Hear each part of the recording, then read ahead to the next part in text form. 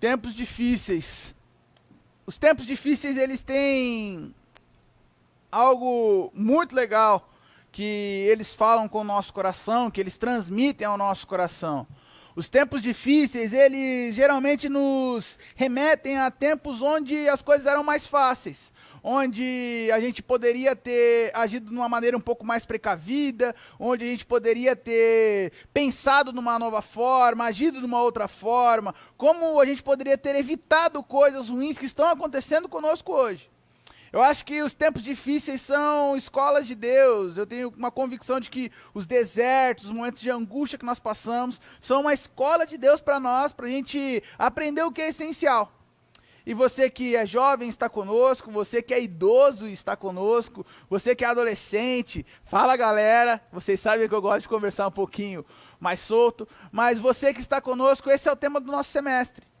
Mínimo, a essência do evangelho, porque os tempos difíceis nos fazem voltar para o que é essencial, para o que a gente não pode perder de jeito nenhum, para aquilo que a gente não pode abrir mão.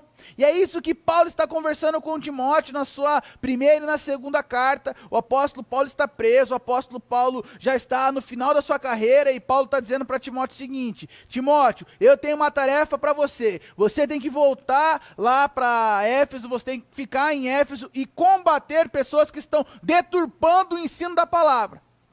E nós temos entendido de Deus que nesses tempos difíceis de opiniões tão aguçadas para todos os lados, nós deveríamos tentar ao máximo minimizar as nossas próprias opiniões como ministério, minimizar as nossas próprias opiniões como pregadores, como pessoas que estão pensando algo para esse tempo e deixar com que a palavra de Deus ganhe mais espaço. Então, por isso nesse semestre nós decidimos tentar algo que não vai ser completamente perfeito, tecnicamente falando, dentro da teologia, mas nós tentamos nos apegar à exposição de o que, verso por verso, 1 e 2 Timóteo pode dizer para a gente. E aí a gente conta com a sua misericórdia, com toda a sua compaixão, com todo o seu amor por nós, para que você acompanhe isso e para que você tire algo de proveito. Porque nós temos certeza que a palavra de Deus pode fazer muito mais do que a opinião do Mateus, do que a opinião da diretoria do Namoral, do que a opinião do conselho da primeira IPI Maringá, do que a opinião do corpo pastoral da primeira IPI Maringá. Então nós cremos que a palavra de Deus deveria ser anunciada de uma maneira um pouco mais evidente aqui. Então nós vamos tentar fazer isso, e os versos que nós tentamos separar para hoje é 1 Timóteo capítulo 1, do verso 12 ao verso 20, que diz o seguinte: agradeço àquele que me deu forças, Cristo Jesus, nosso Senhor, que me considerou digno de confiança e me designou para servi-lo, embora eu fosse blasfemo, perseguidor e violento. Contudo, recebi misericórdia, porque agia por ignorância e incredulidade.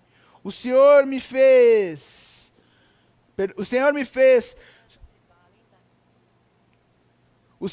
sua graça transbordar e me encheu da fé e do amor que vem de Cristo Jesus. Essa é uma afirmação digna de confiança e todos devem aceitá-la. Cristo Jesus veio ao mundo para salvar os pecadores e eu sou o pior de todos. Mas foi por isso que eu, o pior dos pecadores, recebi misericórdia, para que assim Cristo Jesus mostrasse o quanto é paciente. Desse modo, sirvo de exemplo para todos que vierem a crer nele para a vida eterna. Honra e glória a Deus para todos sempre. Ele é o Rei eterno, invisível e imortal. Ele é o único Deus. Amém. Timóteo, meu filho, estas são as minhas instruções para você, com base nas palavras proféticas ditas tempos atrás a seu respeito, que elas o ajudem a lutar o bom combate. Apegue-se à fé e mantenha a consciência limpa, pois alguns rejeitaram deliberadamente a consciência e, como resultado, a fé que tinham naufragou. Himeneu e Alexandre são dois exemplos. Eu os entreguei a Satanás para que aprendam a não blasfemar. Até aqui que o Espírito Santo conduza a nossa meditação. Eu gosto de pensar que quando nós temos tarefas muito difíceis, a melhor coisa que nós temos é contar com pessoas à nossa volta. E confesso que esse novo decreto e esse lockdown mexeu muito com o meu coração, porque muitas coisas estavam começando a voltar ao normal, ou aparentemente ao antigo normal que eu conhecia. E mexer em tudo de novo foi uma coisa que mexeu no meu coração. E estudar para pregar nessa noite, ouvir o apóstolo Paulo, o que o apóstolo Paulo diz para um jovem pastor, Timóteo, na sua realidade, apacentou muito meu coração, e eu quero, verso por verso, tentar entender o que Deus pode estar querendo dizer para nós, o que Deus pode estar querendo mexer na nossa consciência, no nosso coração, na nossa compreensão de realidade, para que a nossa fé não se torne uma experiência que só seja mais um compromisso, mais um tique na sua agenda, mais uma experiência rotineira, mas que não tenha nenhum significado. E aí, eu gosto muito de pensar o que o apóstolo Paulo escreve a Timóteo no verso 12. Agradeço aquele que me deu forças, Cristo Jesus, nosso Senhor, e que me considerou digno de confiança e me designou para servir. Eu acho muito legal o jeito que Paulo entende o seu próprio chamado. Paulo não entende o seu chamado como algo que fosse por toda a sua habilidade. Paulo olha para toda a sua história, ao invés dele falar assim, eu tenho características que são úteis para o evangelho, eu tenho características que Deus pode usar de bom proveito para transformar uma realidade. Paulo olha para a sua vida, a sua história, e fala assim, cara, não é isso. O que aconteceu comigo, na verdade, é que eu considero que Deus me deu forças para fazer a obra que Ele quer que eu faça. O apóstolo Paulo está ilustrando aqui para nós que, na verdade, a obra de Deus ela é uma das coisas mais preciosas do mundo, mas ao mesmo tempo fazer a obra de Deus é uma das coisas que vai trazer mais angústia para o nosso coração. Eu não sei se você já teve a experiência de lidar com pessoas, mas lidar com gente e no coletivo, cara, é uma tarefa quase impossível. A gente olha para um coletivo de pessoas, a gente vê histórias diferentes, a gente vê opiniões diferentes, a gente vê costumes diferentes, a gente vê hábitos diferentes. Por exemplo, você vai para uma academia, você vê pessoas muito preocupadas com seus corpos, você vê pessoas muito preocupadas com a sua alimentação, você vê pessoas preocupadas com o seu bem-estar, mas ao mesmo tempo tem uma preocupação em se manter saudável. Você vai para uma biblioteca, você vê pessoas preocupadas com o jeito que elas falam. Numa livraria, as pessoas estão preocupadas com o jeito que elas expõem as suas ideias. Parece que elas estão preocupadas em permanecer num ambiente culto ou numa racionalização grande, onde elas podem expressar as suas ideias de uma maneira inteligente. Aí você vai para um ambiente mais highlight, sociedade, assim, socialite. E aí você começa a perceber que a galera está preocupada em mostrar a qualidade do seu celular. Está preocupada em mostrar a sua última viagem. Está preocupada em mostrar o seu carro, onde está investindo dinheiro, onde está ganhando dinheiro. E aí, quando Paulo vai falar sobre os coletivos, ele fala assim, cara, vocês sabem que conversar com coletivos, e a igreja é esse coletivo a que Paulo se refere, conversar com esse pessoal que tem tantas histórias diferentes, você tem várias preocupações diferentes. E Timóteo, o que eu quero dizer para você é que todo momento que você se enfraquecer na experiência de ministério, eu quero que você se lembre que quem fortalece você não é a sua capacidade, não é os seus dons, não é a sua inteligência, não é as suas oportunidades, não são os seus contatos, mas Timóteo, quem fortalece você para continuar fazendo a vontade de Deus é Cristo Jesus. Porque fazer a igreja acontecer a partir de contatos e a partir da sua própria capacidade pode até durar algum tempo, mas ela não dura para a eternidade. Fazer a igreja acontecer a partir da sua inteligência, a partir do seu momento, a partir da sua desenvoltura, pode até durar alguns meses, mas ela não vai permanecer. E o que Paulo está convidando a gente é o seguinte, Timóteo, se dedique às pessoas, sirva as pessoas, coloque-se à disposição das pessoas, mas entenda de uma vez por todas que o Espírito de Deus precisa agir através de você. Timóteo, meu ministério não é baseado na minha força. Meu ministério, a plantação da igreja de Éfeso, a plantação da igreja na Galácia, a plantação da igreja em qualquer lugar que você for, Timóteo, ela não aconteceu porque eu, Paulo, sou judeu, sou fariseu, sou da tribo de Benjamim, porque eu fui circuncidado. Timóteo, o que aconteceu nesses lugares foi que o Espírito Santo, por algum motivo, quis se revelar e começou uma comunidade ali. E aí tem um cara, que ele foi pastor de uma das maiores igrejas norte-americanas, e ele escreveu um livro, A Revolução do Voluntariado, e ele diz o seguinte: as pessoas, elas entendem a profundidade da igreja quando elas entendem que elas estão trabalhando, desde a pessoa que carrega uma cadeira, traz água para o palco, liga um botão, acende uma luz, tira uma foto, a atividade mais simples, até a mais complexa, ela entende que ela está interferindo na eternidade do outro.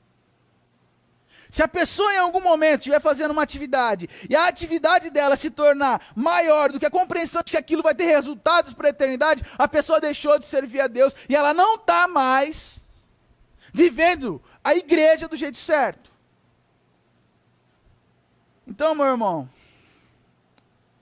eu quero desafiar você a não mais consumir igreja, a não mais consumir pregação, a não mais acreditar que o culto foi bom por causa da sua opinião ou não. Mas começar a orar pedindo a Deus que Ele revele a você aquilo que Ele está fazendo no meio da comunidade, que vai ter resultado para a eternidade. Quando a gente começa a se envolver com a comunidade, em perspectiva de que essa comunidade sinaliza um reino que é eterno, o nosso jeito de avaliar a comunidade muda. Aí, a luz pode estar acesa ou pode estar apagada. Aí a gente está fazendo um culto para a glória de Deus. A pessoa pode errar notas no violão. Aí a gente entende que a gente está fazendo um culto para a glória de Deus. E se a pessoa está fazendo com o coração, aquilo importa mais para Deus do que para nós. E aí quando a gente começa a olhar para isso, parece que a nossa criticidade diminui. E a gente começa a perceber que Deus está fazendo algo que ultrapassa a gente. E o Espírito de Deus está formando uma comunidade que tem mais a ver com o jeito que Ele quer do que com a gente quer.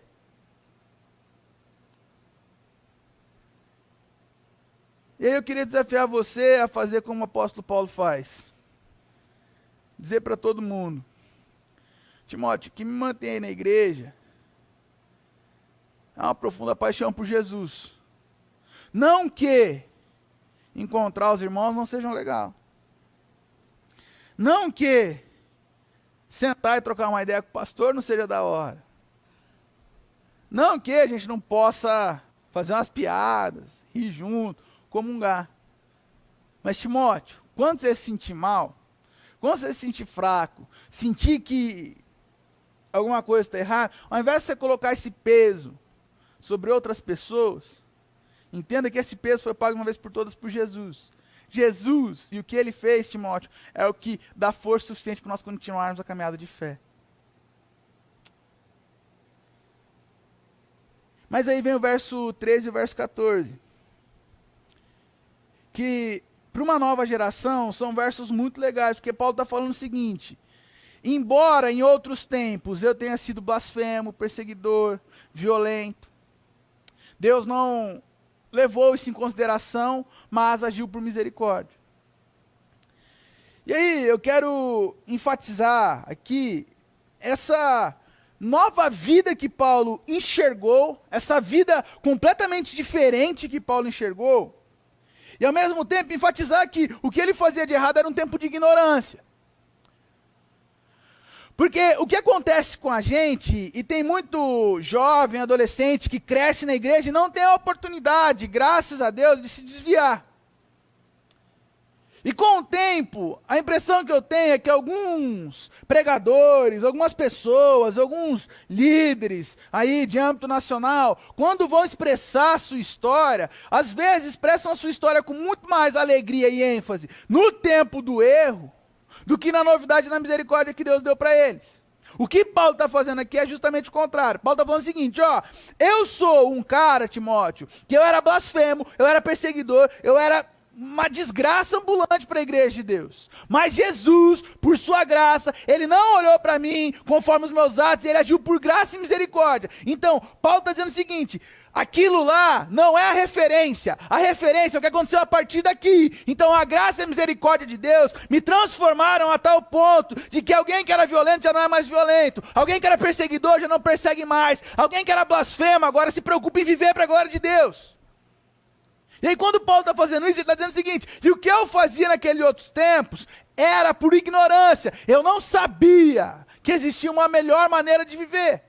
E aí eu quero dizer para você, e resgatando o que nós conversamos no primeiro versículo, que a melhor maneira de viver para você, meu irmão, minha irmã, é compartilhando e participando do corpo de Cristo. Eu não estou aqui dizendo para você que a melhor coisa para você fazer é reunir 300 pessoas na sua casa e ficar aí aglomerando gente. Não, estou falando para você participar do corpo de Cristo, para você se importunar, pessoas e ser importunado por alguém que se preocupe como vai a sua fé, como vai a sua leitura bíblica, como vai a sua vida devocional, como vai a sua participação em grupos que a igreja propõe para você. Por quê? Porque você é importante para alguém. E o que Paulo está falando é o seguinte: quando nós nos negamos a isso, nós estamos dando muito espaço para a gente viver como blasfemo, perseguidor e outras coisas. Paulo está dizendo o seguinte: quando nós não partilhamos da comunhão e não transformamos a nossa consciência em algo que é comunitário, o nosso jeito de viver se torna um jeito onde essas coisas vão ter espaço. Então Paulo falou o seguinte: eu vivia desse jeito, eu saí desse jeito de viver e me encontrei fazendo parte de uma vida que não é a minha vida. Não é Deus que faz parte dos nossos planos. E isso é muito importante para a gente entender a carta de Paulo a Timóteo. Não é Deus que faz parte. Deus está lá na minha agenda no sábado à noite, ou no domingo o dia inteiro, ou no sábado e domingo. Ou no dia da minha célula durante a semana. Não. Ao contrário, a minha vida está na agenda de Deus. Eu não quero viver os meus sonhos. Eu quero viver os sonhos que Deus tem para mim. E quando eu quero viver os sonhos que Deus tem para mim, eu começo a entender que não tem nada que eu renunciei lá atrás que seja tão caro, e não tem nada que eu vá viver daqui para frente que não me importe me dedicar muito para alcançar.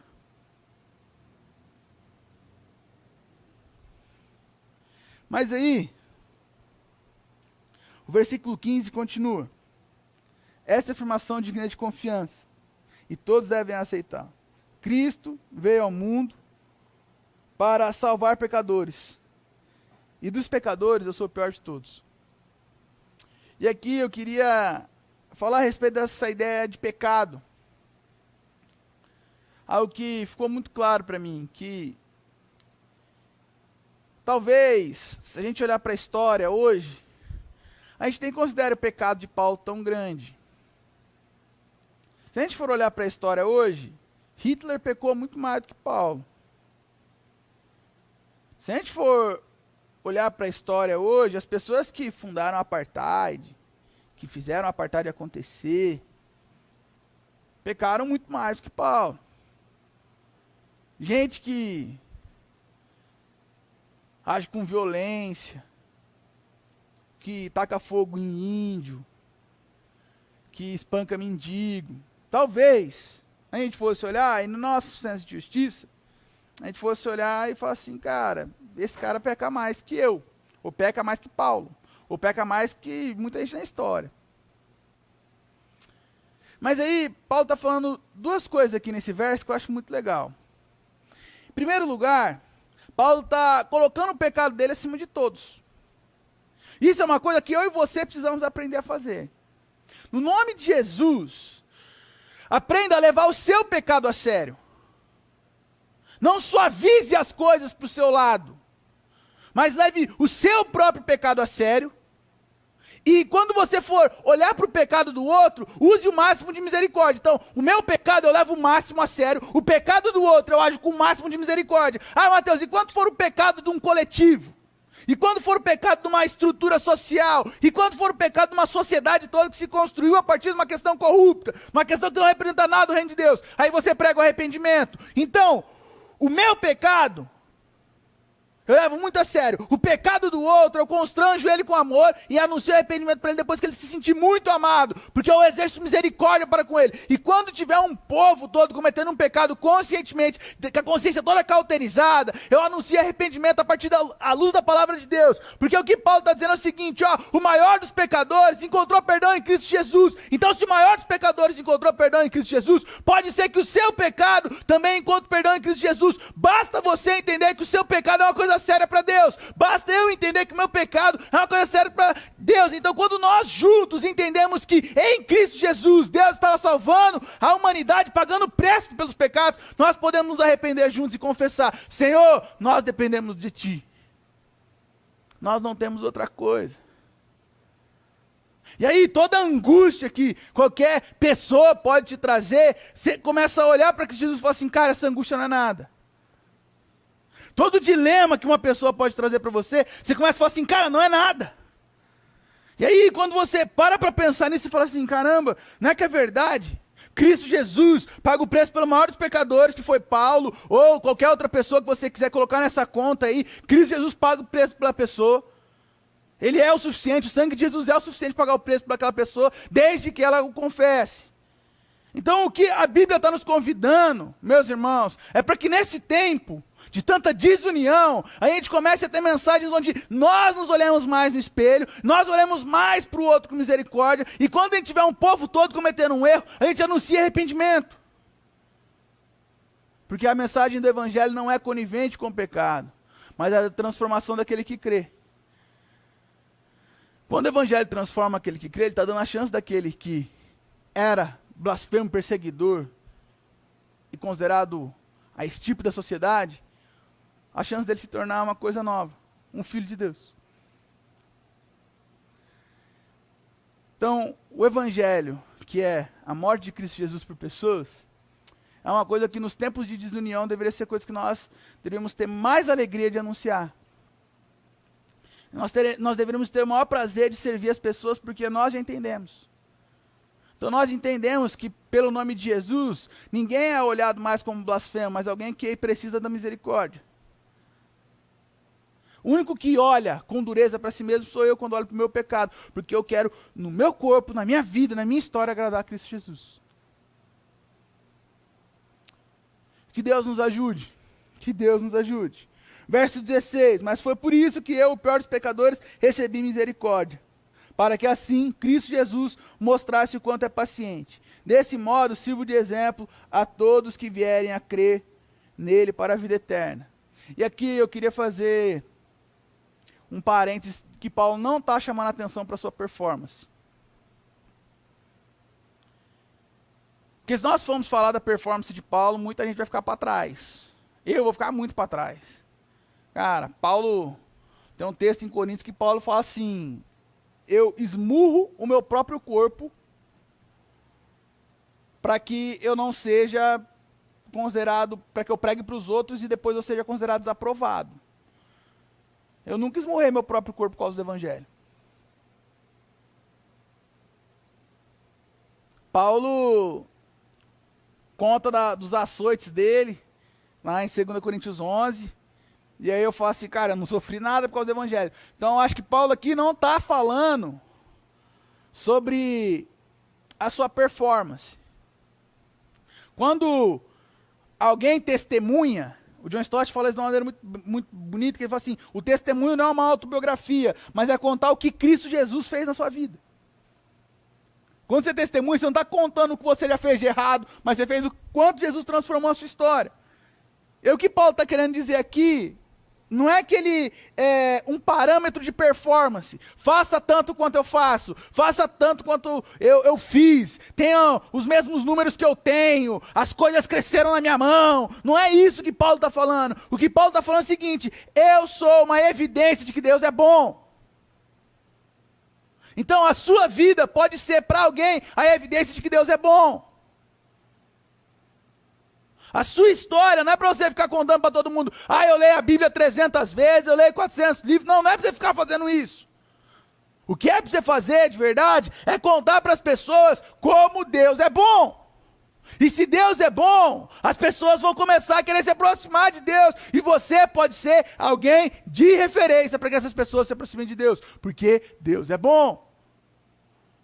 Não é a performance, mas é o caráter de Deus. Então, quanto mais você fala, não é para você falar de você para você mesmo, ou de si mesmo para os outros conhecerem a sua história, mas é para você ter coragem de falar o quanto Deus é bom na sua história, para que outras pessoas queiram esse Deus bom. Eu acho que Paulo faz isso com muita maestria, porque ele faz isso em todas as cartas que ele escreve. Em algum momento ele fala assim, cara, vocês não têm noção de como as coisas poderiam ser piores, de como foi difícil, de como eu carrego no meu corpo marcas, de como, cara, em todo texto da Bíblia, quase você vai ver isso, os caras contando do quanto Deus é bom. Porque nós precisamos aprender a parar de olhar para as coisas ruins que nós estamos vivendo e passar a falar com mais constância da bondade de Deus. Deus não é alguém que está jogando dados com a gente, e aí conforme nós fazemos coisas legais, Deus faz coisas legais. Não, mas conforme nós vamos testemunhando, outras pessoas vão experimentando a bondade desse Deus.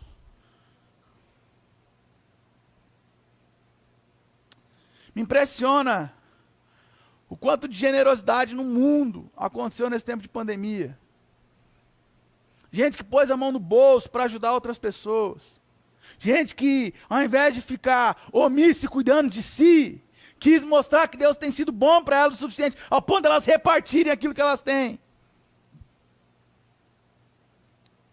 Então, se nós entramos nessa pandemia com tanto de dinheiro e saímos com mais dinheiro, nós estamos vendo essa pandemia errado. Porque essa pandemia é a maior oportunidade que nós temos de mostrar o quanto Deus é bom. Na história da igreja, todas as epidemias, as doenças, as pragas que a igreja viveu, foi uma grande oportunidade da igreja servir as pessoas e mostrar como Deus é bom. Não é performance, não é nós fomos lá, nós somos bons, não é isso. Não é sobre nós, mas é sobre quem nos chamou para nós sermos um nós. E quem nos chamou para nós sermos um nós é bom. Então tudo que nós fazemos em conjunto é bom. Então nós anunciamos a bondade de Deus. Então eu sou a prova, o apóstolo Paulo está dizendo. Eu sou testemunho de que todos aqueles que vierem a crer nele vão experimentar a vida eterna, porque Deus é bom. Versículo 17. Honra e glória a Deus para todo sempre. Ele é o Rei eterno, invisível e imortal. Ele é o único Deus, amém. Eu acho legal a Bíblia, porque ela vai combinando umas coisas, porque o apóstolo Paulo acaba de se mostrar e rasgar o coração, mostrar o quão ruim ele é. O quão ruim ele foi. O quão tenso, o quão não merecedor de perdão ele foi. E aí, depois disso, o apóstolo Paulo vem com um texto, ele conta para a gente mostrar que Deus é bom, e aí depois ele vem com um texto e fala assim, honra e glória a Deus. E aí, eu queria conversar um pouquinho sobre como nós lidamos com pessoas que confessam seus pecados para nós. De vez em quando, em períodos da história, acontece de alguma grande celebridade cristã apresentar pecado. Um pecado assim escandaloso.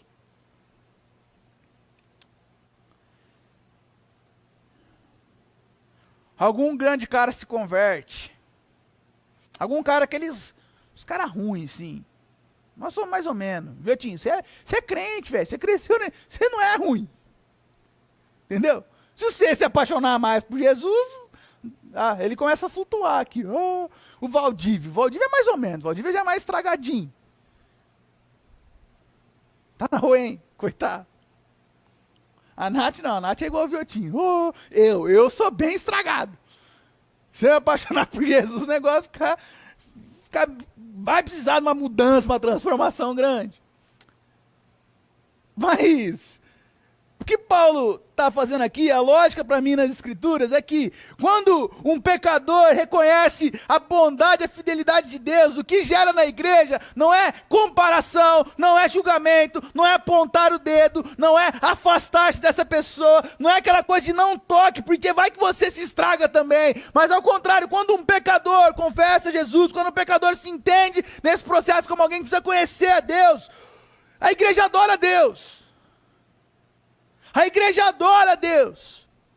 Então a adoração é o que faz as pessoas chegarem na igreja e perceberem. Tem um livro, a Igreja Missional, na Bíblia, e ela fala o quê? Ele fala o quê? Que nós vivemos uma cultura, um espaço, onde as pessoas, vendo o jeito que a gente vive aqui, nós formamos uma comunidade que as pessoas são loucas para participar. Porque aqui todo mundo se ama, aqui todo mundo se cuida, aqui todo mundo quer o bem um do outro. Aqui ninguém fica torcendo pro outro se dar mal, aqui ninguém fica torcendo pro outro se ferrar, aqui ninguém fica torcendo pro outro ter prejuízo. Tomara que ele tenha prejuízo financeiro, aqui ninguém fica torcendo para isso. Então todo mundo que vê a gente reunido fala, cara, eu quero participar dessa festa também. E aí quando essa pessoa chega, por mais torpe que ela seja, quando ela chega aqui, para nós é motivo de mais alegria ainda. Então quando um pecador volta para casa, não é motivo para nós nos afastarmos. Poxa, vai que ele traz pecado junto. Não, mas é motivo para nós nos alegrarmos. E começarmos a honrar a Deus. Honra e glória seja a Deus, porque pecados são perdoados. Porque pecadores perdoados redundam em glória para Deus. Porque pecadores perdoados trazem para Deus a consciência, né? Trazem para Deus e para o mundo a consciência de que Deus continua ativo na história. Deus não deixou a história jogada. Deus continua intervindo. Então quando os pecadores chegam, a gente começa a exultar de alegria ao Senhor. E é isso que dá sentido para a igreja. Porque quando a igreja para de trazer pecadores para dentro dela, ela não tem motivo para existir. Se Deus é um cara, como Jesus relata nas parábolas, que está organizando um banquete, para aquele lugar estar cheio, para aquela mesa estar cheia, não faz sentido nenhum a gente ficar gostando de encontrar o outro somente aqui. Mas faz sentido a gente querer trazer mais pessoas para experimentarem da mesma comunhão que a gente tem. Então, o banquete de Deus está posto. Nós é que somos convocados a fazer o quê? Esse banquete não dá prejuízo.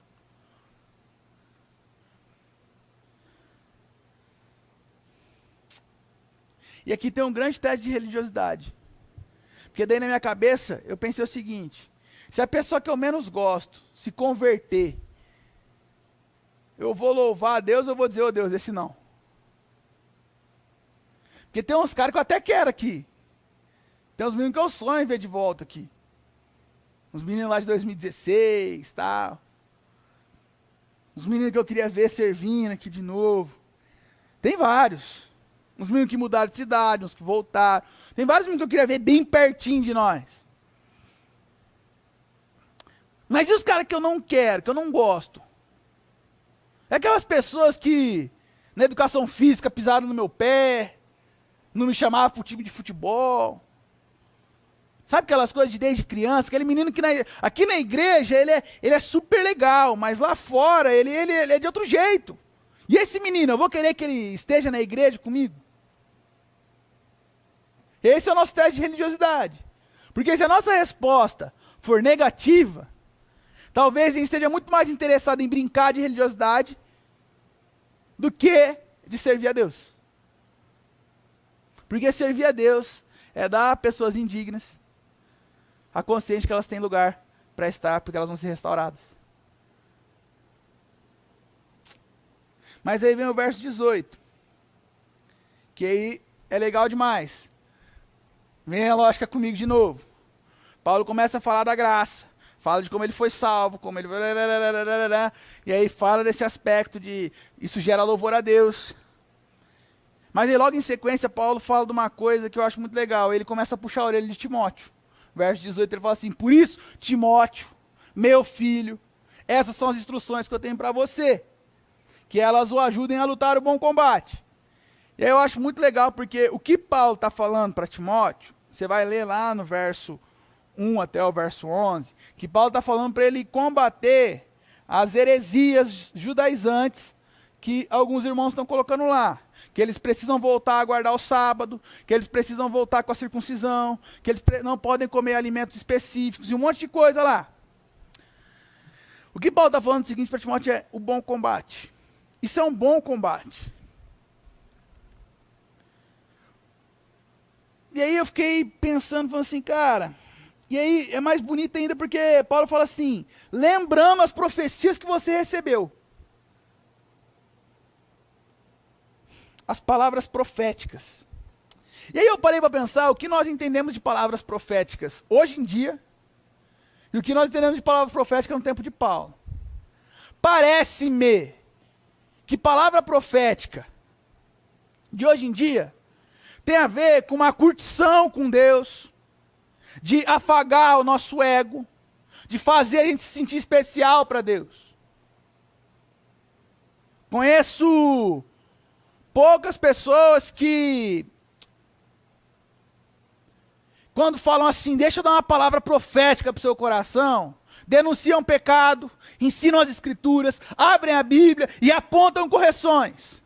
Mas eu conheço muita gente que ao falar de palavra profética, fala, eis que Deus está te chamando para grandes obras, para grandes coisas, e tem a ver com triunfalismo, com fazer a pessoa se sentir importante. Para mim, parece que profecia, na linguagem de Paulo, gera responsabilidade. Timóteo, lembra que foram ditas palavras a seu respeito? Então todas essas palavras que foram ditas, todas essas palavras que te instruíram, tudo que foi ensinado a você, é para te gerar bom ânimo para você cumprir aquilo que foi estabelecido para você cumprir. A obra que eu estou te dando, Timóteo, é porque Deus me mandou enviar você até Éfeso. Então a palavra profética para você, Timóteo, é: tenha bom ânimo, não fique desesperado, mas todo momento de angústia que você passar, você se lembre lá de trás quando as pessoas acreditaram em você, Timóteo. A palavra profética para Paulo é para gerar responsabilidade. Timóteo, você tem uma família, você tem pessoas na fé que precisam de você, você tem gente que está precisando de uma orientação bíblica, de coisas que precisam do seu coração. A sua palavra, Timóteo, pode fazer pessoas conhecerem a Deus e não se deturparem com coisas que estão parecendo espirituais, mas não são, Timóteo. Então, profecia para Paulo tem a ver com orientar a missão que Timóteo tem para cumprir, e não para gerar uma chapação, um êxtase espiritual. No ministério de Jesus, tem um único momento, na verdade 2 momentos, que Jesus tem um êxtase espiritual. No batismo e na transfiguração. E nesses 2 momentos Jesus ouve a mesma coisa: você é meu filho amado. Então, o que esse êxtase espiritual tem para dizer para nós, para lembrar que nós somos amados, mas nós não somos mais imaturos, que precisam ficar o tempo todo, nossa, como você é amado. Ai, meu Deus, como você é lindo. Você é lindinho de Jesus. Não. Agora nós somos as pessoas que Deus pode olhar para nós e falar assim: meu irmão, eu tenho uma obra de Deus para acontecer através de você. Mas para isso acontecer, precisa de muita Bíblia, precisa de muita consagração e precisa de muita responsabilidade. Vamos parar de deixar os êxtases, as emoções, tudo isso governar você, e vamos deixar a palavra de Deus, aquilo que é a instrução do Senhor, e aquilo que Deus te deu como profecia, como bom ânimo, como instrução profunda, para você fazer a obra que Ele quer. Vamos deixar de ser levado pelas emoções, e vamos ser levados para aquilo que é profundo, e gera raiz, e gera transformação de caráter, para você não ser mais levado por qualquer coisa.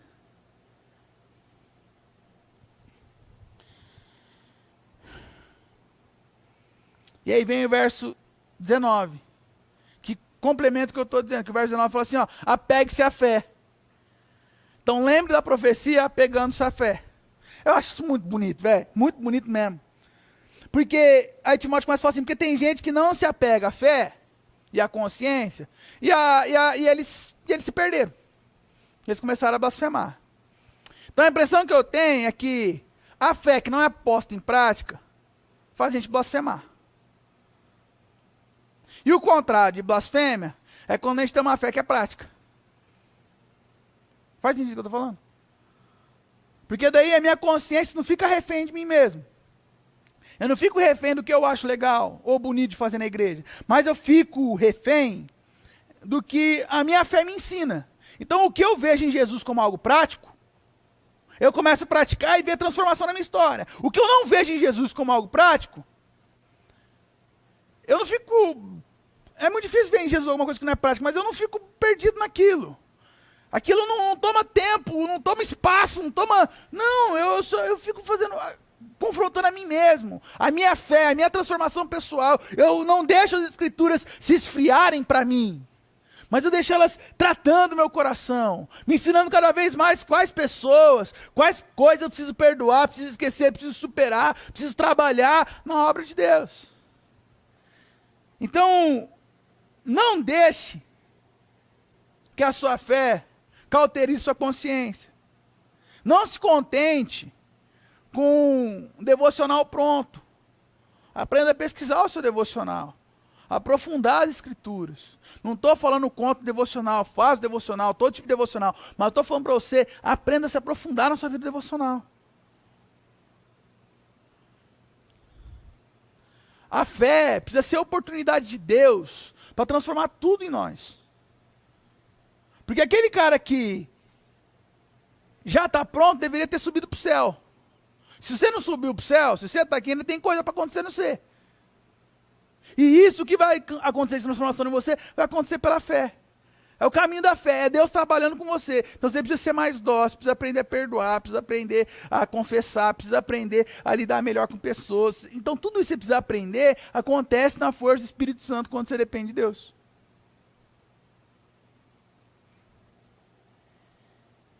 E aí vem o texto que, se eu pudesse, eu ia pular ele. Na verdade, eu pensei em pular ele, porque ninguém vai perceber. Que é o verso 20. Porque no verso 20 fala assim, Irmineu e Alexandre são dois exemplos disso. Eu os entreguei a Satanás. Eu falei, vou deixar esse aqui de lado, que não preciso me complicar. Mas eu acho legal que aqui não é Paulo blasfemando, não é Paulo tomando lugar de ninguém, não é Paulo falando assim, eu posso mandar alguém passar. Não. Paulo está dizendo o seguinte, teve dois irmãos aí, que nós brigamos com eles por eles. Entendeu? Tem gente que vai brigar com você, contra você. Mas a maioria das vezes, eu vejo que a igreja briga com a pessoa pela pessoa. Nós não temos prazer, acho que nem um pastor tem prazer nisso, de brigar com alguém à toa. Quando a gente briga com alguém, quando a gente faz uma orientação, uma exortação firme, geralmente é porque a gente está vendo um erro que você não está enxergando. E a gente está tentando brigar para você ficar e não para você sair. Irmineu e Alexandre são dois irmãos que optaram por romper a comunhão. E eles quiseram se afundar neles mesmos. Então, quando alguém é muito cheio de razão, ao ponto de nenhuma briga resolver com ele não conseguir perdoar ninguém de nenhuma briga que ele mesmo estava envolvido, ele está certo em todas as brigas. Você conhece gente que está certo em todas as brigas? Que coisa chata é gente assim. Gente que toda briga termina a briga, sai de nariz empinado. Irmineu e Alexandre são dois caras que, em todas as brigas que eles tiveram com a igreja, com a liderança de Paulo, eles saíram de nariz empinado. E Paulo está falando o seguinte, esses caras, eu entreguei eles para eles mesmos. Eu gosto muito de uma frase de C.S. Lewis, que C.S. Lewis fala assim, para nós fazermos a vontade do diabo, nós não precisamos ficar preocupados com a vontade dele, diabo, e cumprir tudo que o diabo quer. Só a gente não fazer a vontade de Deus, nós já estamos fazendo a vontade do diabo. Então, se Deus, por algum motivo, estabeleceu uma igreja, uma comunidade, uma comunhão, um corpo, pessoas para partilharem, para compartilharem um propósito, um sonho, e você está brigando para não estar aqui, enquanto tem pessoas brigando para manter você aqui, provavelmente você está se entregando para Satanás. O que Paulo fez foi, você quer viver desse jeito, irmão? Então viva. Então viva. Se você acha que você descobriu tudo, vai na tua força. Eu não preciso falar para você que isso vai dar ruim. Gente que não sabe ser corrigido, geralmente tem pouco tempo, gente ao lado dela, que aguenta toda a sua perfeição. Gente que não sabe ser corrigida, geralmente tem por pouco tempo gente ao lado dela que aguenta toda a sua perfeição. aprenda a aprender. Esse é um dos... Você vai ver lá no final da segunda carta de Paulo, que ele é um cara que mesmo na sua leito de morte, quase morrendo lá no final, ele fala assim, cara, eu quero meus pergaminhos. Então Paulo aprende a aprender o tempo todo. Então aprenda a aprender. E aí eu queria deixar 3 lições muito breves, porque a galera já está aqui batendo no relógio assim para mim. Então, já sei que estou dando horário. O Japa nem deve estar assistindo mais essas horas. Mas eu queria deixar 3 lições para você pensar, para você avaliar e orar diante de Deus. A primeira delas é sirva a Deus, mesmo que. E aí esse mesmo que você pode colocar qualquer coisa. Sirva a Deus mesmo que pessoas que você ame morram. Sirva a Deus mesmo que pessoas que você gosta muito se afastem. Sirva a Deus. Sirva a Deus mesmo que isso gere angústia no seu coração por ver gente pobre, por ver gente sendo violentada, por ver gente sendo machucada. Sirva a Deus. Sirva a Deus porque a grande característica de todo grande servo de Deus é exatamente essa extrema compaixão, esse extremo sofrimento que ele transforma em oração diante de Deus. Você vai para Moisés, você vê um povo com coração duro e esse cara sofre por esse povo diante de Deus. Aí você passa Moisés, você vai em José, você vê José sofrendo diante de Deus para servir aqueles que vão se tornar o povo de Israel. Aí depois disso, depois de Moisés,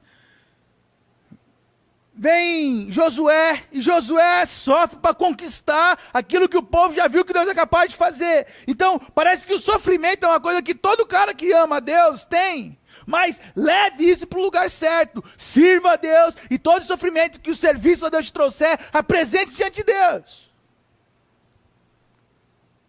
Pedro foi apedrejado várias vezes, foi maltratado várias vezes, foi ofendido várias vezes. Se você ler Atos dos Apóstolos, você vai ver que Pedro foi açoitado, Pedro sofreu, no momento que eles saem de lá, Atos capítulo 5, você vê que Pedro e João saem de lá felizes, porque eles foram considerados dignos de sofrer pelo nome. Então sirva a Deus até você encontrar esse tipo de alegria. Porque você pode perguntar para qualquer cara na Bíblia, quando você chegar lá no céu, você pergunta assim, velho, valeu a pena? Valeu a pena apanhar, Paulo? Todas as vezes você apanhou, valeu a pena ser apedrejado, valeu a pena ser jogado longe. Pergunta para Tiago se valeu a pena ser apedrejado lá no presbitério de Jerusalém. Pergunta para Pedro se valeu a pena ser crucificado de ponta cabeça. Pergunta para Policarpo, bispo de Esmirna, se valeu a pena. E eles vão responder, eu tenho certeza disso, valeu muito a pena. Pergunta para Davi. Davi não fez nada de errado e Saul estava indo atrás dele. E aí é nesse contexto que alguns estudiosos afirmam que foi escrito Salmo 27. E aí no Salmo 27, você lê os primeiros 3 versos, Davi está com uma extrema confiança em Deus. O Senhor é minha luz e minha salvação, então por que eu vou ter medo? O Senhor é minha fortaleza da minha vida, então por que eu vou estremecer? E aí, no verso 4, tem uma coisa muito bonita no Salmo 27, que Davi dá uma resposta para nós, que ficamos, será que vale a pena servir a Deus em meio a tanto sofrimento? Davi falou assim, uma coisa só eu peço e eu vou buscar, que eu possa viver na sua presença todos os dias da minha vida. John Wesley orou, Senhor, me dá 100 homens que não temam nada além do pecado, e não amem nada mais do que o Senhor, eu mudo o mundo. Policarpo, que eu acabei de citar, bispo de Esmirna, um dos primeiros discípulos do colégio apostólico. Policarpo começou a pregar, a galera começou a se converter, o negócio começou a chacoalhar na cidade, um cara não gostou de Policarpo, mandou prender Policarpo e ia matar Policarpo. Policarpo estava num lugar escondido, e aí ele ia para ser executado. O pessoal dele, a galera, os discípulos dele falaram assim, Policarpo, nega Jesus. Nós vimos o seu serviço a vida inteira, não tem problema, nega Jesus. Tenha bom senso, Policarpo. Aí Policarpo responde para ele e fala assim, o meu bom senso é, eu sirvo a Cristo há 86 anos, ele nunca me fez mal, como é que eu posso negá-lo agora? E os biógrafos de Policarpo dizem que ele foi queimado numa fogueira, e enquanto ele queimava, as labaredas de chama subiam como pomba. Era o próprio Espírito de Deus. Meus irmãos, sirva a Deus. Que grande coisa pode acontecer em Maringá, se nesse momento de angústia, a gente decidir servir a Deus. Servir a Deus, servir a Deus, servir a Deus, servir a Deus. Servir a Deus na vida do outro, servir a Deus com os nossos recursos, servir a Deus com a nossa inteligência, servir a Deus com a nossa capacidade, servir a Deus. Sirva a Deus. Sirva a Deus. Mas em segundo lugar, por mais angustiante que possa ser servir a Deus, desfrute da graça e da bondade de Deus. Entenda que todo esse serviço não vai se manter por causa do seu braço forte, da sua coragem e da sua ousadia. Entenda que o que vai sustentar, o que sempre sustentou tudo isso foi a graça de Deus. Entenda que Deus tem maneiras de expressar a você o amor dele e se sinta amado por Deus. Então desfrute do amor, da bondade, da graça de Deus pela sua vida. Não se esqueça da graça de Deus. Não se esqueça de que Deus está salvando pessoas no mundo. Não se esqueça de que você pode ser um agente de Deus para salvar pessoas no mundo. Desfrute da graça e do amor de Deus. A mensagem do Evangelho não é nossa. Nós não temos o direito de escolher quem são as pessoas que vão ser salvas. Mas nós temos o dever de proclamar essa mensagem por onde nós formos. O Evangelho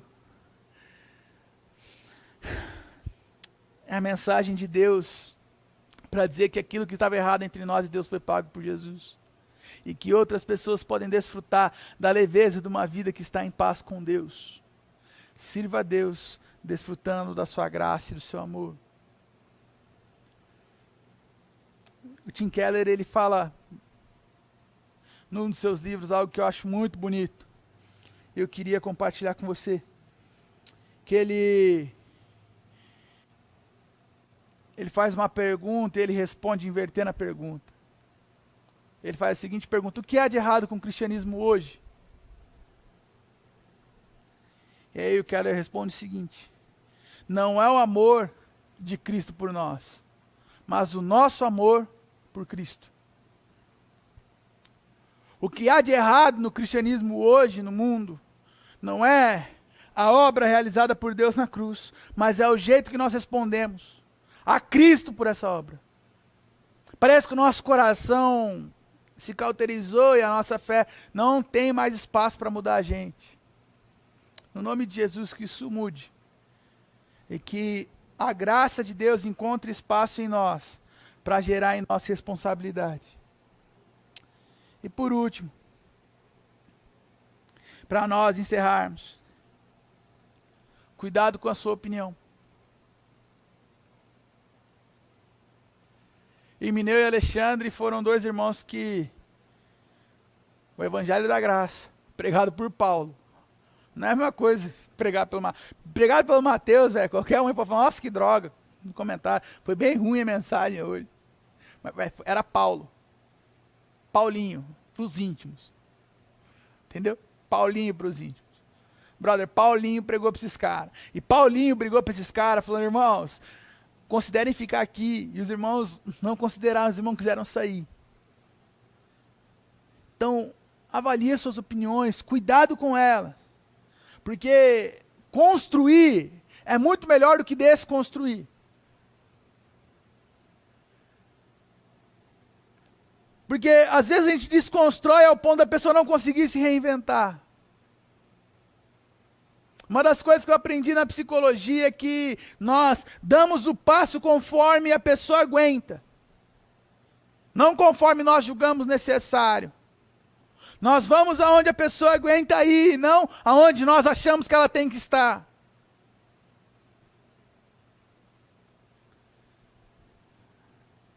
As nossas críticas afastam muitas pessoas que são amadas. E às vezes as nossas críticas, as nossas brincadeiras, as nossas falas, elas impedem as pessoas de perceber o quanto de amor existe por elas. E é engraçado de pensar que as pessoas que nos amam se importam com o que nós dizemos. Cada palavra que a gente diz é importante. E aí eu queria convidar você a pensar mais no que você fala, nas opiniões que você expressa, no jeito que você se porta. Talvez tenha chegado um tempo que a nossa opinião seja a coisa menos importante que a gente tenha para dar, mas a nossa oração seja a coisa mais valiosa que a gente tenha para fornecer. Eu queria encerrar dizendo uma frase de um autor que eu gosto muito. Ele é de longe um dos autores que mais influenciaram meu pensamento, que é o Eugene Peterson. E o Peterson, no livro A Linguagem de Deus, ele tem uma frase bem curtinha que ele fala assim: Deus leva o que você fala a sério.